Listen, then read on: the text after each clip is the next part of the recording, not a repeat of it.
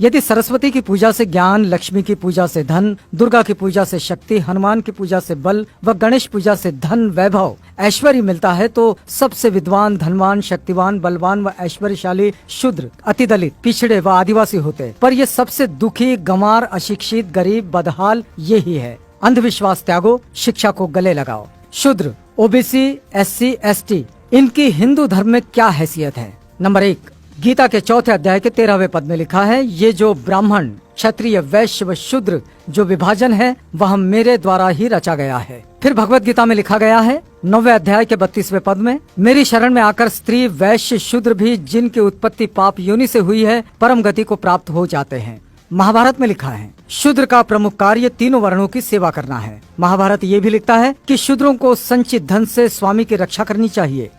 रामायण में लिखा है शूद्र तपस्या करे तो राज्य निर्धनता में डूब जाएगा।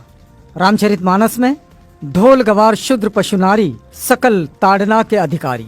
रामचरितमानस में ही पूजिए विप्र सील गुणहीना शूद्र न गुण गण ज्ञान प्रवीणा। आपस्तम धर्म सूत्र में लिखा है वह शूद्र जो ब्राह्मण के चरणों का धोवन पीता है राजा उससे कर टैक्स ना ले। कथक संहिता में लिखा है कि जिस गाय का दूध अग्निहोत्र के काम आवे शूद्र उसे ना छुएं। इतरे ब्राह्मण सूत्र में लिखा है कि शूद्र केवल दूसरों का सेवक है, इसके अतिरिक्त उसका कोई अधिकार नहीं है। स्कंद पुराण में लिखा गया है कि यदि कोई ब्राह्मण शूद्र को शिक्षा दे तो उस ब्राह्मण को चंडाल की भांति त्याग देना चाहिए।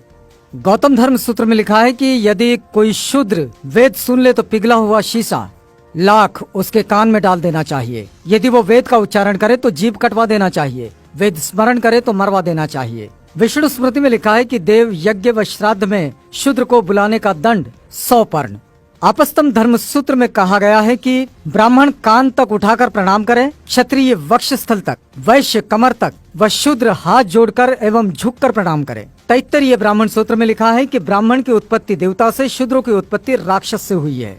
गौतम धर्म सूत्र में लिखा है यदि शूद्र जब तप होम करें तो राजा द्वारा दंडनीय है। शतपथ ब्राह्मण सूत्र में लिखा है कि यज्ञ करते समय शूद्र से बात नहीं करनी चाहिए। विष्णु पुराण लिखता है कि जो शूद्र अपने प्राण, धन तथा अपनी स्त्री को ब्राह्मण के लिए अर्पित कर दे उस शूद्र का भोजन ग्राह्य है। महाभारत के अनुसार शूद्र राजा नहीं बन सकता। गीता के अनुसार शूद्र को ब्राह्मण, क्षत्रिय और वैश्यों की गुलामी करनी चाहिए। रामायण के अनुसार शूद्र को ज्ञान प्राप्त करने पर मृत्यु दंड मिलना चाहिए। वेद कहते हैं शूद्र ब्रह्मा के पैरों से पैदा हुआ है इसलिए वो नीच है। मनुस्मृति के अनुसार शूद्र का कमाया धन ब्राह्मण को बलात् छीन लेना चाहिए। वेद कहते हैं शूद्र का स्थान ऊपर के तीनों वर्णों के चरणों में है। पुराण कहते हैं शूद्र केवल गुलामी के लिए जन्म लेते हैं। रामचरितमानस के अनुसार शूद्र को पीटना धर्म है। फिर भी एक सहनशील शूद्र अब भी इन हिंसक धर्म ग्रंथों और इन देवी देवताओं को सीने से लगाए फिरता है।